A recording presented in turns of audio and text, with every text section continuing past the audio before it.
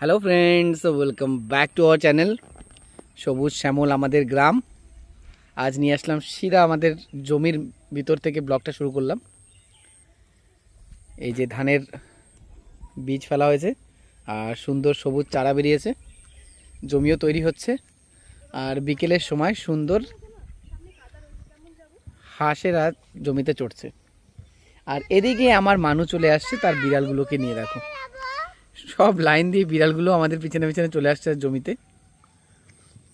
হেঁটে হেঁটে আসতে হবে। চলুন আগে যাই। সামনেই সুপুরির বাগিচা।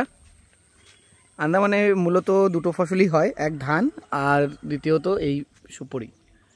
সুপুরির এখানে খুব দাম আর তার জন্যই সকলে সুপুরির ফসলটা করে।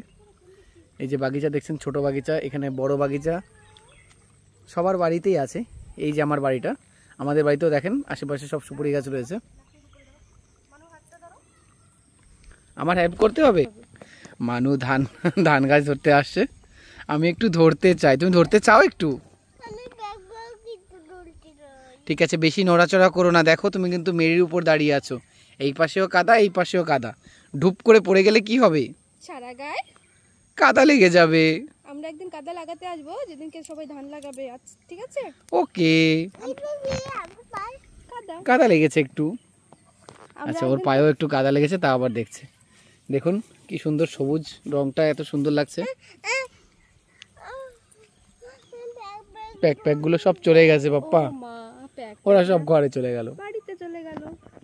কিন্তু আমাদের সঙ্গে আসছে আমাদের প্যাক গুলো। এই যে আমাদের ওরিও, এই যে লিও, আর পিছনে পিছনে আছে চারকোল। ম্যাঙ্গো আর লুনা আসলো না। ফ্রেন্ডসদেরকে এই শাকটা দেখিয়ে দাও। দেখো দেখো, ম্যান্ডাক ভেজি শাক। শাক ফ্রেন্ডস, এটা এক ধরনের শাক যেটা বৃষ্টিকালেই হয়ে থাকে এখানে। আপনাদের ওইখানে এই শাকটা কি পাওয়া যায় বা এর নামটা কি বলা হয় বলবেন? আমরা এটাকে ম্যান্ডাক ভাজি বলি। অনেকটা আম্বলি শাকের মতো দেখতে, তবে এটা আম্বলি শাক নয়। এই তোরা জমিতে কেন নামছিস রে? সব ধান গাছ খেয়ে নিবি আজকেই?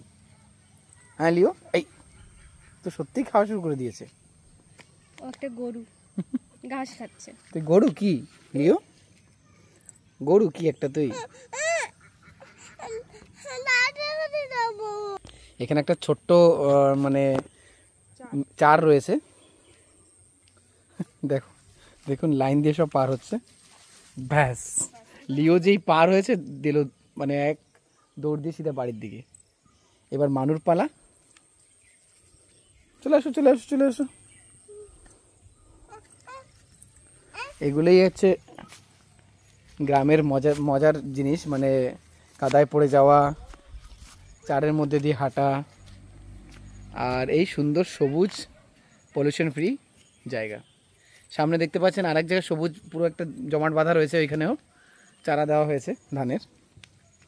এই চল চল চল চল, এখন ঘরে যাব। কি দেখছিস? চল, কিছু একটা পেয়েছে ও, জানি না কি পেয়েছে। চল, আমরা তো যাচ্ছি। লিও তুই থেকে যা, আমরা ঘরে যাই। আসো, আয় আয় রেডি আয়। এই শর্টকাট রাস্তা দিয়ে যাচ্ছিস কেন? আয় আমার পিছনে পিছনে আয়, আয় আয় আয় জলদি আয়।